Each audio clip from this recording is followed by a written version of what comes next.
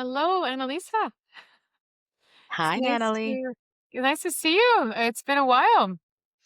Thank you. It's nice to see you too. Yeah, it has been a while. It seems like ages ago. Um, Yeah, you were trying to figure that out, and I don't even know how long it's been, but I'm so happy to have you now here with me today on the What Not Why podcast. And I'd love for you to just tell people who you are, what you want them to know about you, what's most important, and then we'll okay. get started.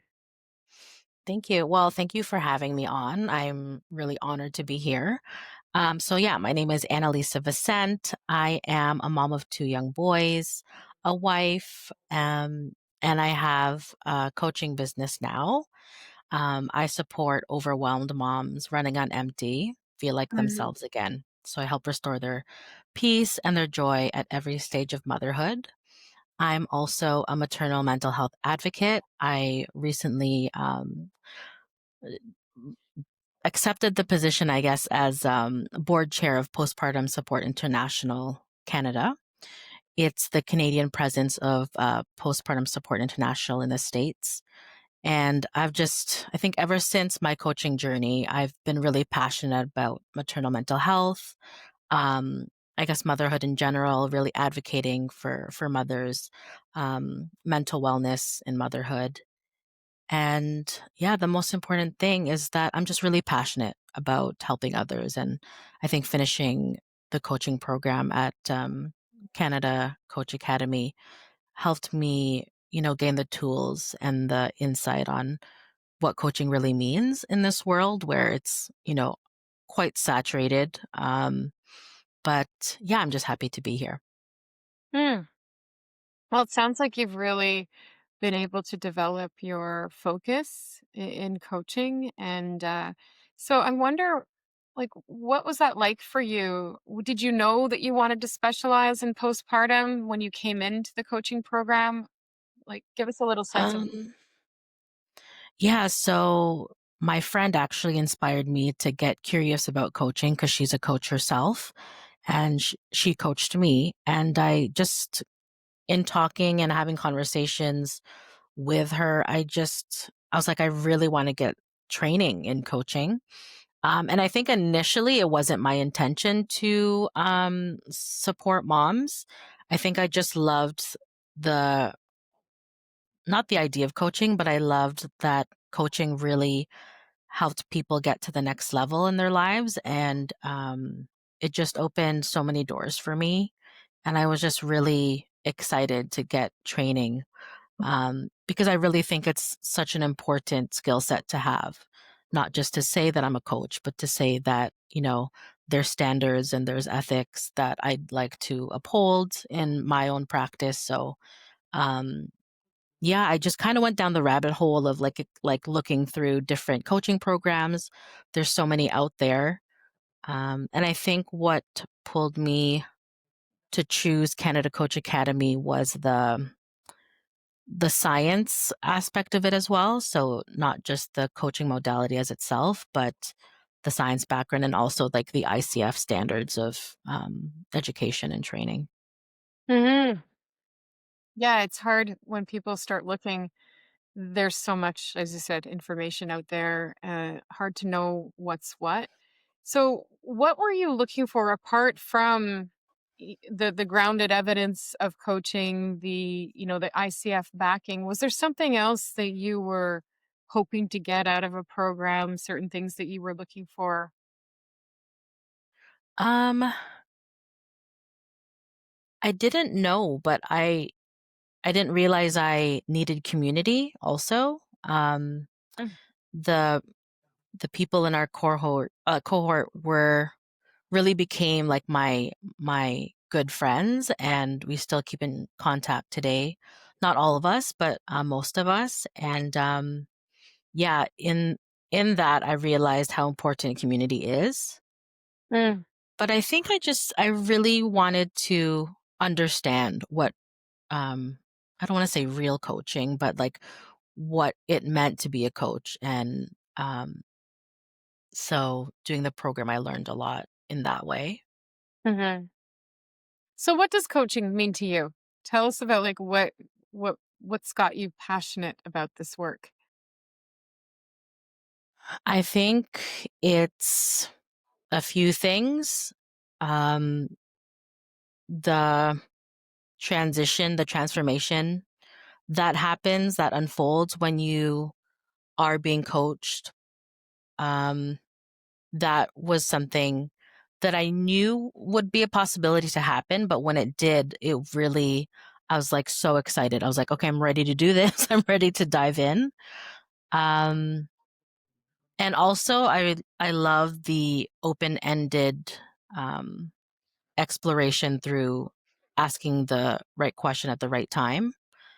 I think I really learned to listen more and talk less, and learning the pause was really powerful because I think, in the training and also just in conversation, pausing, while I'm like doing my workshops and things like that, there's so much that happens in that pause, like that reflection piece, which I didn't think, like I didn't know any about that. I was just always trying to, I just thought coaching was you give people advice and, they take action to it and you just support them. But I think what I'm learning is that we as coaches are the guide. We're there to support, um, not necessarily to tell people what to do at all. But I think I love that piece is being the guide for somebody on their life journey. Um, yeah. And how do people respond, like, when they realize what coaching is? It's not telling, it's not advice.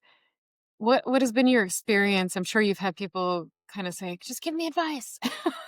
Yeah. Yeah. Yeah. Yeah. It's a bit of a challenge because I think a lot of people just want to be told what to do because it's like, I don't know what to do. Like, just tell me. Just tell me what to do. And so it's really being creative with um, responding in a way that's not like, okay, you're not even here to like help me. But it's been tough. Yeah. So I think there's a bit of confusion. So really, in that discovery call, making it clear that I'm not here to give you advice. I'm here to support you and to guide you on your journey, not to tell you what your journey should be. And so, again, I think some people realize that they need to take accountability for their decisions and choices. Um, but it has been tough in some conversations because it's really like, well, I just want to know what you think. And if they're really like adamant on it, I will provide, um, but it's usually at the end of the conversation, not in the middle or the beginning, because through the questions, it really opens up and evokes a lot of awareness into what they're really feeling in the moment. So it's just been interesting. But I actually get the question like, well, isn't coaching just counseling?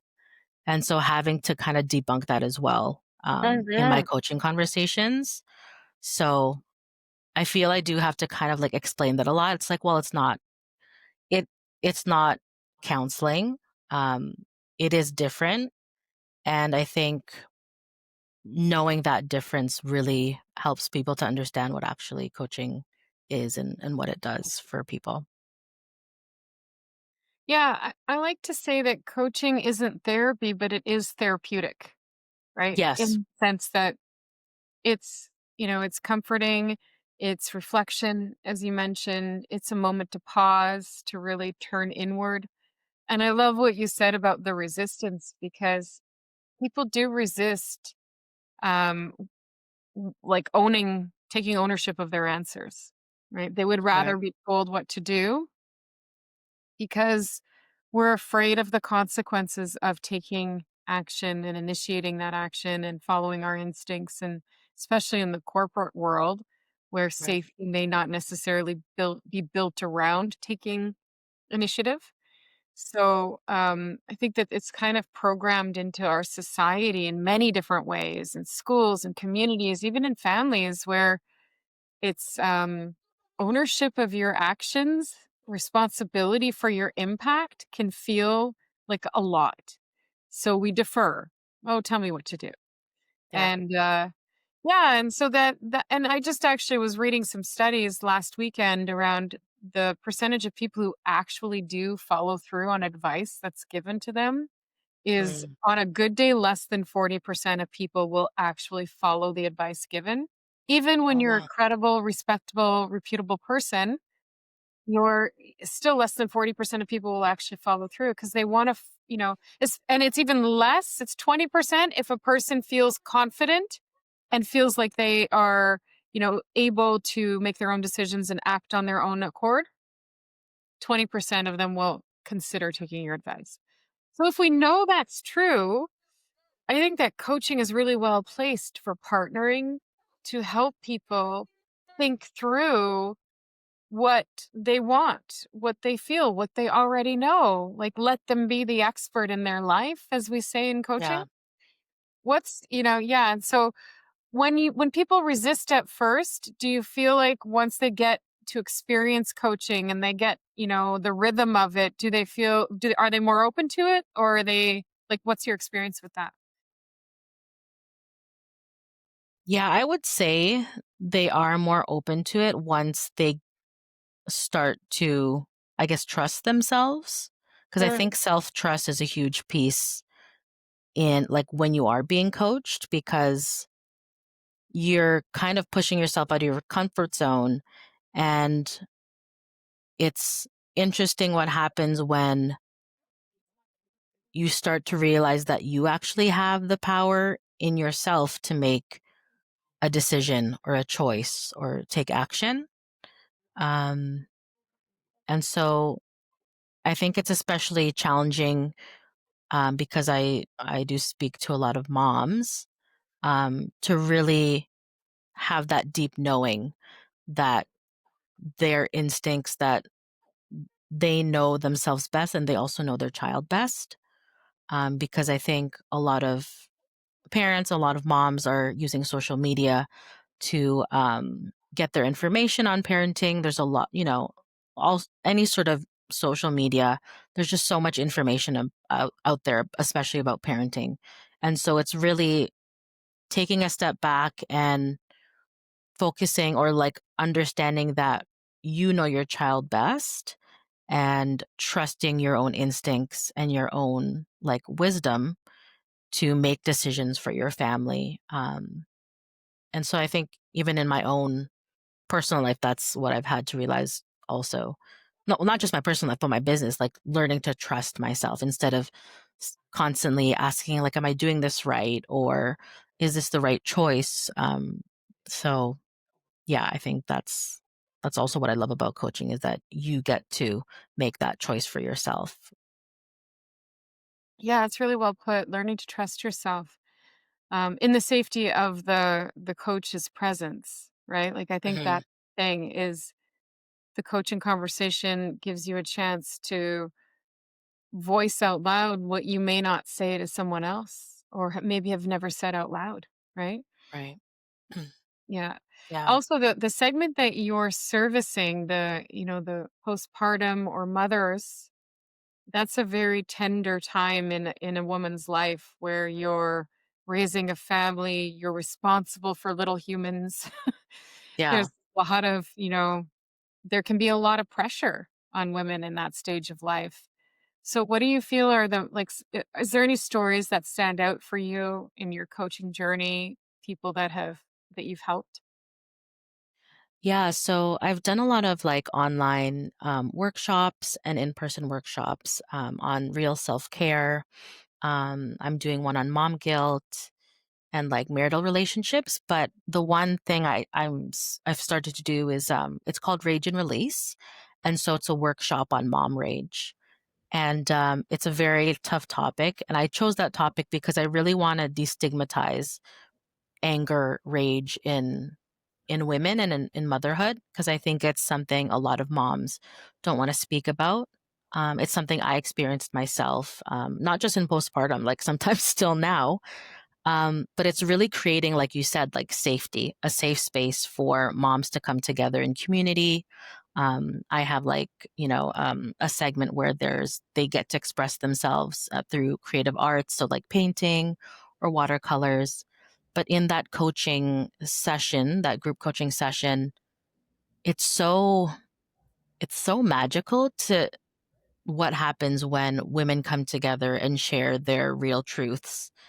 Um, and I think one of the main things that really is a common thread, and when I'm speaking to mothers, or when I'm coaching moms, it's that nobody ever asks them like what they needed.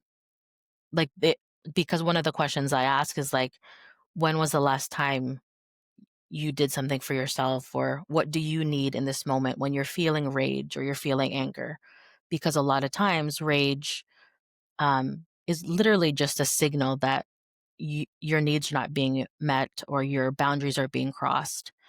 And so one of the moms, and it was such a heartfelt moment where she was like, I can't remember a time recently or in this past year that anybody's ever asked what I needed.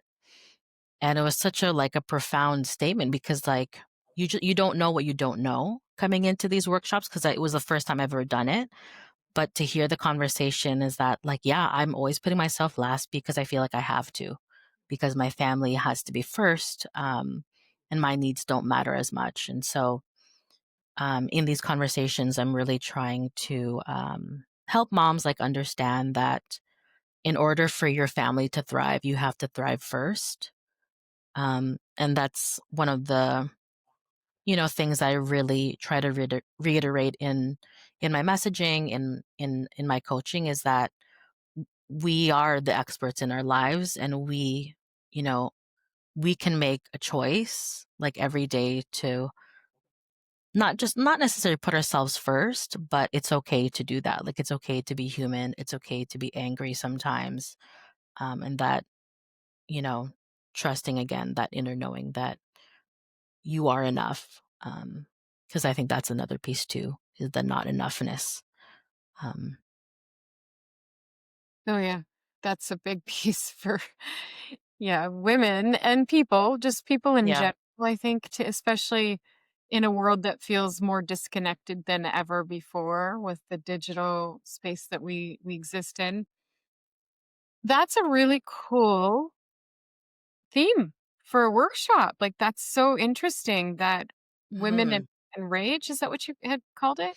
I call it rage and release. Rage and release. So, yeah, I do a little bit of coaching and then like an art activity and then like a sharing circle. Do you know, it reminds me of, first of all, I'm having flashbacks of motherhood, like, or young kids. My kids are teens now, older, well, 19 and 20. But I remember because they're close in age, they're 18 months apart.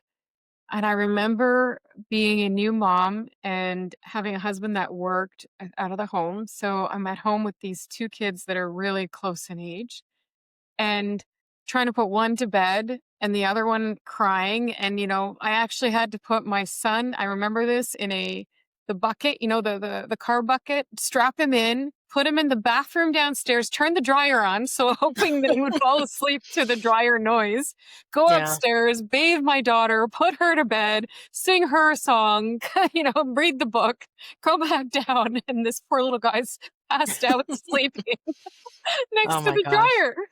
It's like, that was just like the juggle and the Yeah, where's their time for mom and all that? Because, I exactly. remember even at night, sometimes they would both be waking up at night at the same time. Like, which way do I go? How do I do this? And hmm yeah. And then with the rage piece during COVID, my daughter and I would go through on car rides, and our whole objective was to just scream. Scream at the top of your lungs, like, let it all out, you know? Like, so we'd sit Yeah. there in the car driving, screaming, let that tension out, Yeah. because so frustrating being stuck at home and nowhere to go, and the world felt very bleak at the time.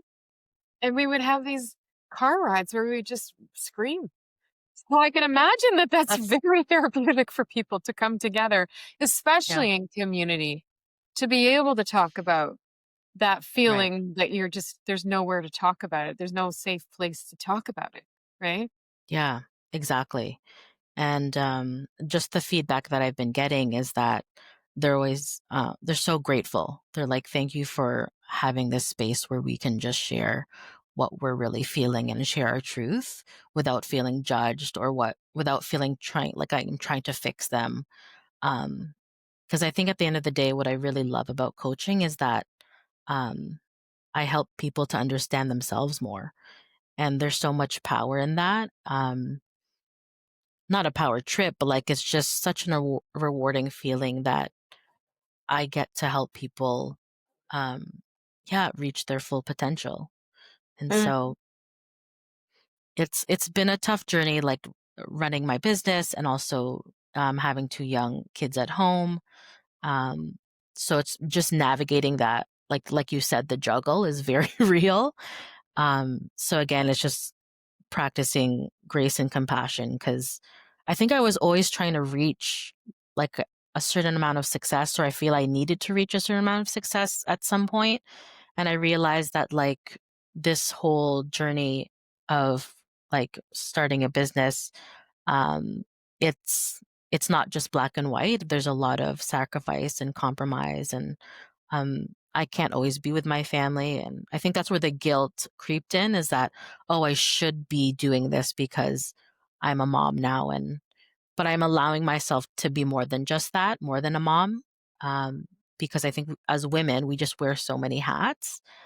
And so, really, like radically accepting that, okay, this is my life. And there are some things that I need to do for myself and my business, and there are some things that I need to do for my family. So navigating that has been really challenging, but it's also been so fulfilling and rewarding to be able to do the work I do. Um, so yeah, I'm just very grateful for all the support that I have because I think without the support, it really wouldn't be possible to do what I'm doing right now. Mhm. Yeah, and, and speaking from a single mom, I think that when we model balance, when we model actually chasing your own passion and working toward what you want, that's really good for our kids to see. Even when Yeah. it's hard and even when it's tough to balance and manage, I remember thinking to myself often, like, am I doing the right thing? That in fact, Mhm. I see today my kids are both such high integrity, work hard, committed. They're very like they're so good. Like, and I wonder, I don't know, I didn't do the research project on it, but like wonder You if lived it. Yeah.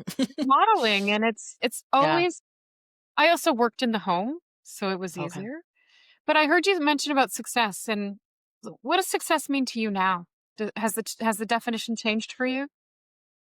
Yeah, 100%. I think initially success was like, okay, I'm having consistent clients.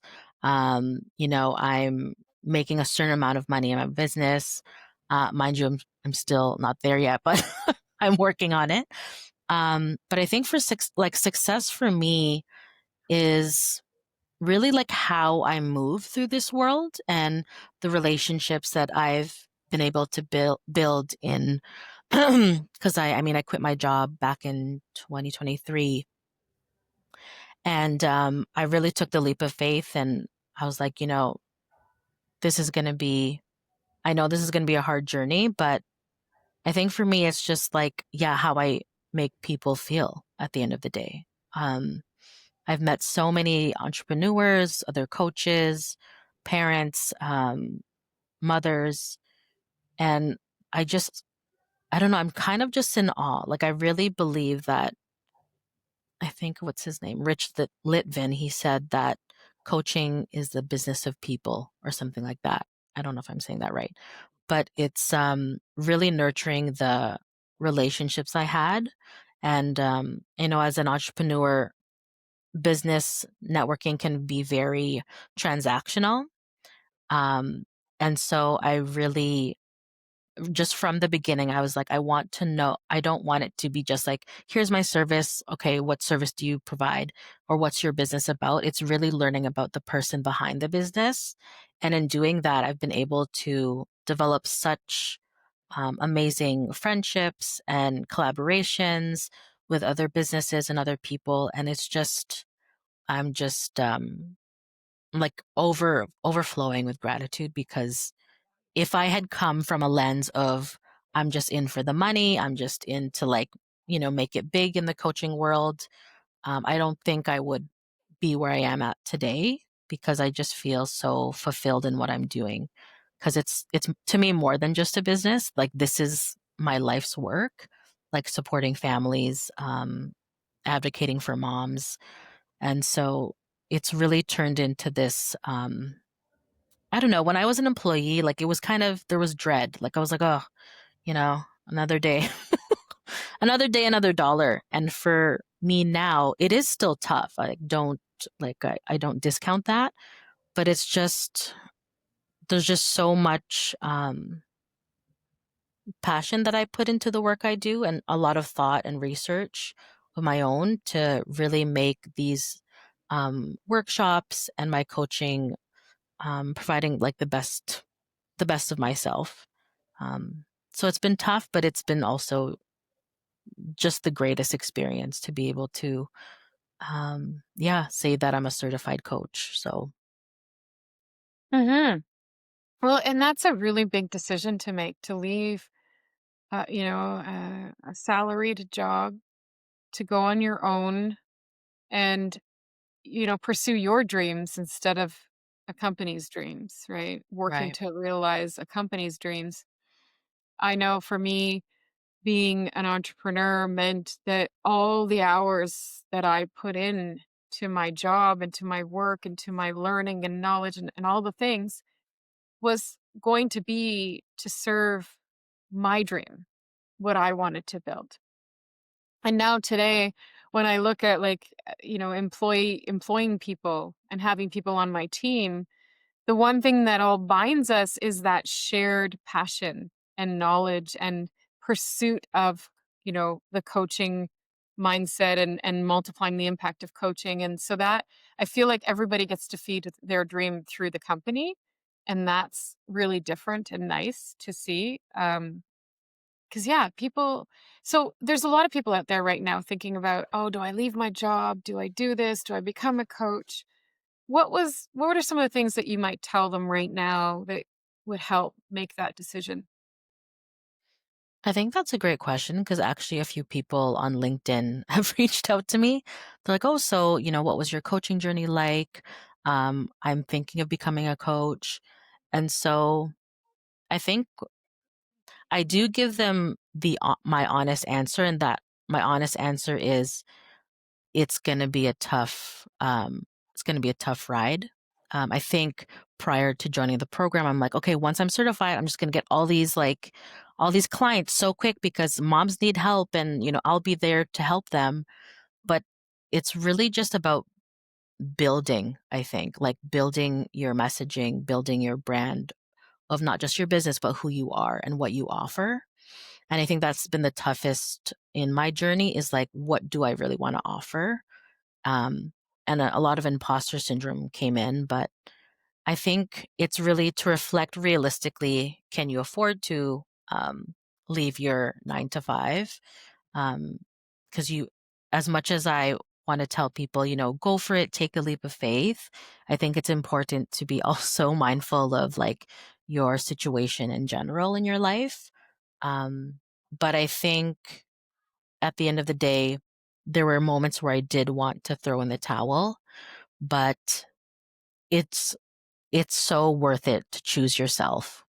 And I think me choosing to leave my job of like 12 years, a very stable job, with great benefits, but it was the first time I chose me, and it was such an empowering feeling to like write that resignation letter, send it, and just kind of be like, okay, I don't know what's going to happen now. I'm just going to work on building this brand and um so on this journey, yeah, I've hired quite a few coaches to support me in that, and it's just it's just been so empowering but also transformative. I think, 3 years ago I'm not the same person.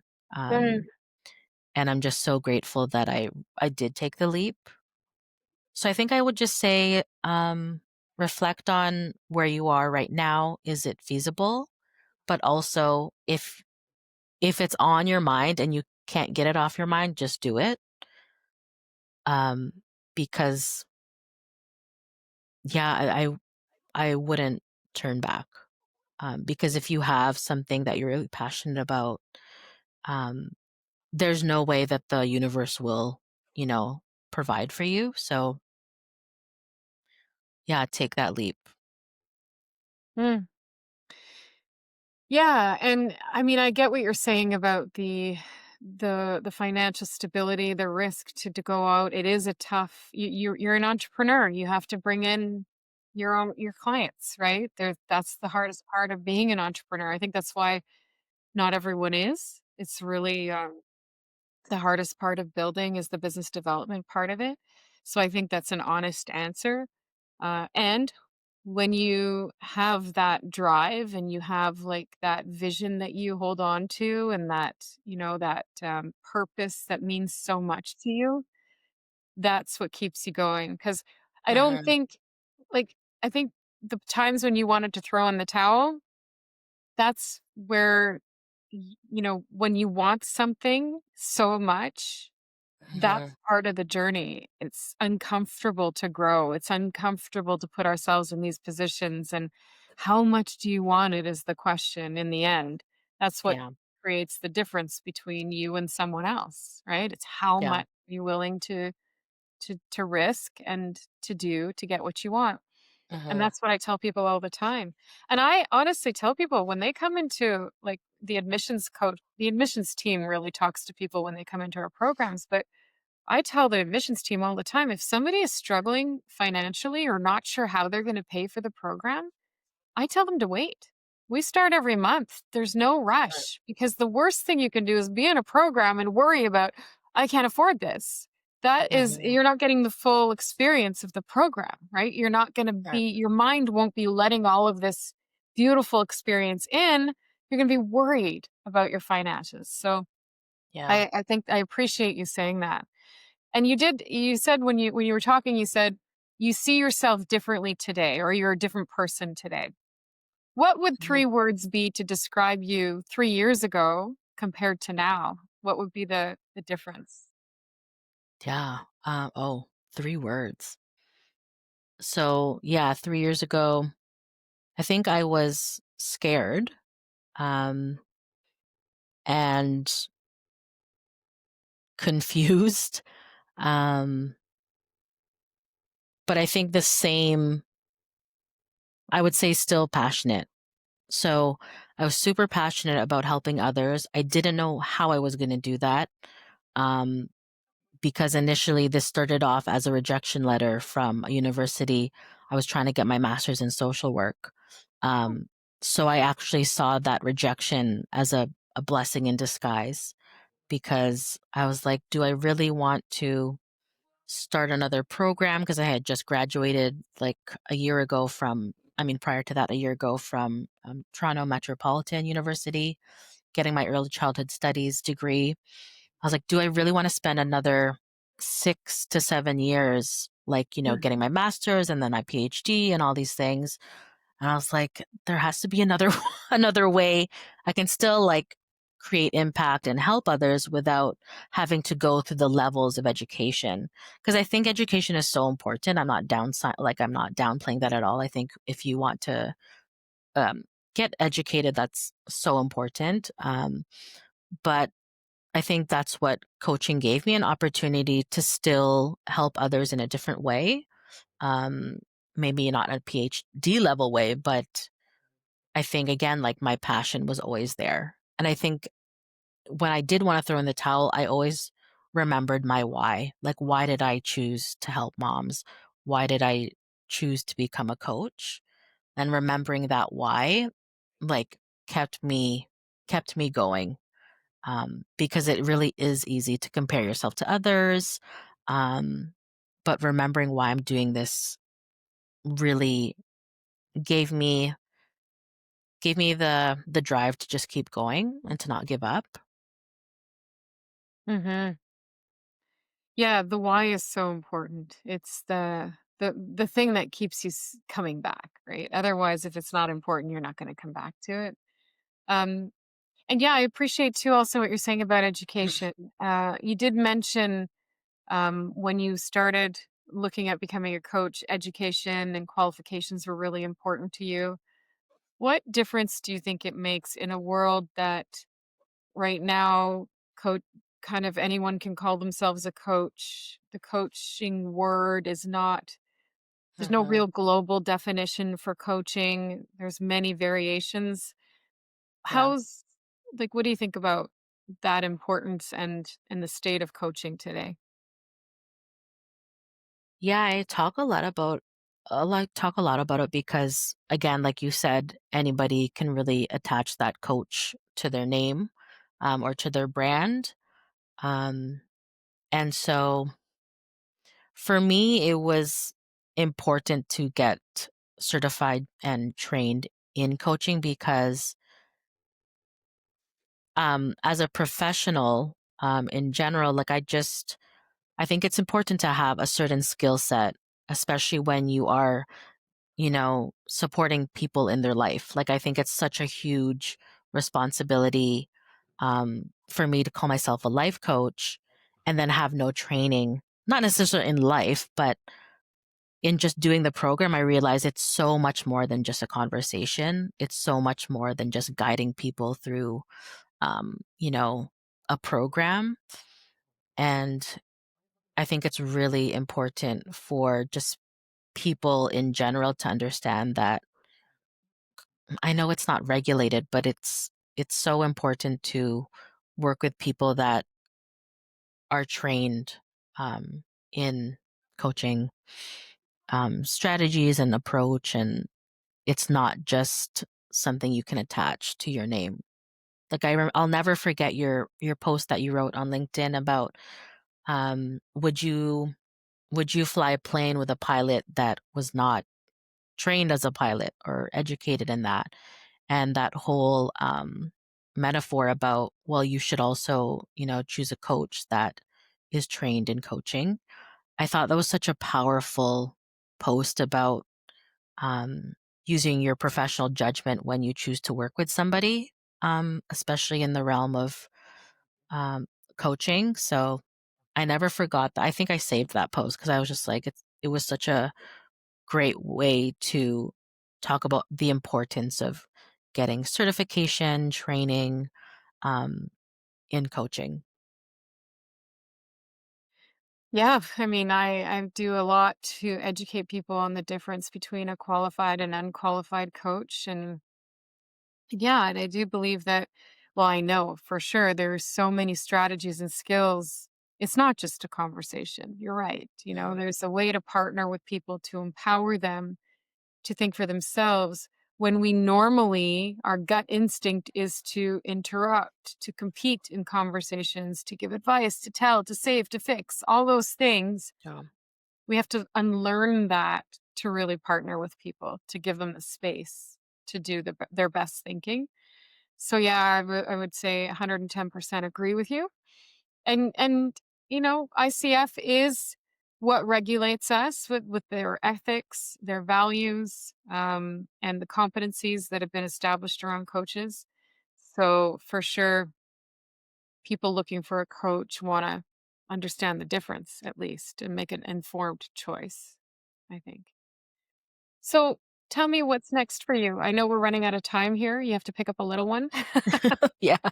Yeah. Um, yeah, I'm actually developing my group coaching program. It's the very first ever group coaching program. It's been on my mind for a couple of months, so I'm finally taking action and putting it together because I really want it to be a unique, special, non cookie cutter, program for moms to really unpack the invisible load that we carry Right. every day.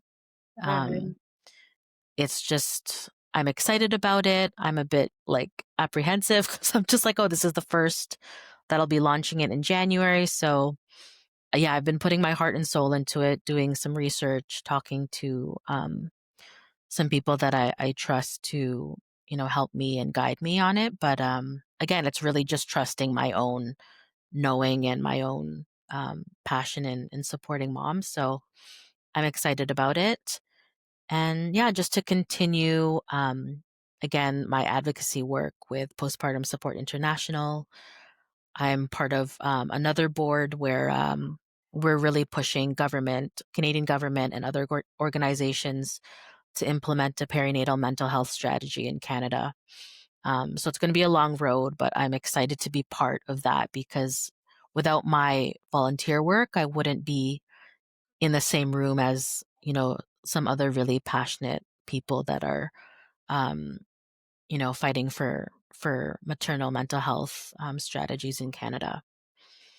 So, Wow. yeah, Well, all the power to you. I hope that you make strides in that area. It's such an important area to give attention to is mental health in general, but you know, young mothers need that support for sure. So yeah. thank you for all the good work you're doing in the world, and I'm so happy Thank that you. you're still committed to the pursuit Yeah. of, of your mission and your vision. That's so good to hear. And thank you again for being a guest. I do have one last question for you because I ask everybody this question, which is if you could ask the universe one question and receive the answer to that question, what would you ask? Oh my gosh. That is such a wow. That's such a great question, but such a hard one to answer. So ask me again, what If you had question would I? one question to ask the universe that you could get the answer to, what would it be? Mhm. Hmm. Do people have an answer? Like other people that you've asked? They do Okay. struggle. It's a tough one. It wasn't Yeah. meant to be easy. Yeah. Okay, yeah. No, definitely I know that. Um, Just don't make it a why um, question because this is the what right. why podcast. Yeah. I guess what do we hmm, what does it really take to feel whole? Hmm. Um, yeah, because I think like you were saying, like these times where our society is the most disconnected, lonely, addicted, um, and so it's just interesting. Like I think we sometimes feel like we're broken. I know I felt like that before, but yeah, I think what would it really take to feel whole is a question that I'd be curious about, like the answer to. I mean, I feel like I kind of maybe know, but it'd be nice to hear a different perspective, maybe. Yeah. Hey, that's a great question. What does it take to feel whole? Well, thank you so much for your time. I appreciate it. And Oh, if thank you you. want to leave, well, we'll get your contact information. We'll put it in the show notes. But do you have like a web address that people can reach out to right now? Yeah, I have a website, so it's my name. It's www.annalisavicente.com, and Okay. I have all my information there. And you're also on LinkedIn, Yeah, Instagram. Yes. Yeah. LinkedIn and Instagram. Yeah, Yeah. What's your handle on Instagram? thriving mama coach. Oh, okay. Okay. Yeah. Driving mom coach. Go find her. All right. Yeah, thank you for having me, Natalie. Thank you.